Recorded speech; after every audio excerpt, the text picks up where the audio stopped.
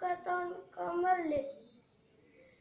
kaya mutiara ing pasuketan aku tansah kelingan ing dalam sabecak sing saben dina dak liwati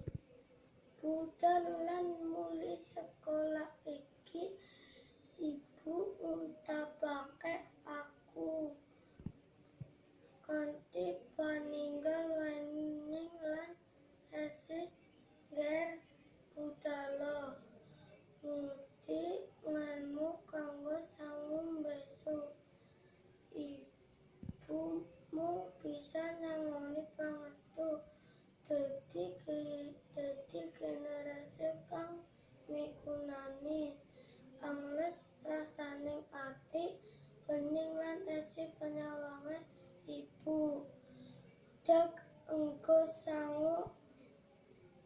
mecaki dina-dinaku kanthi semangat jroning batin kersane ibu bakal dak wujudake kanthi tulus lan bekti ibu kang putra bakal mituhu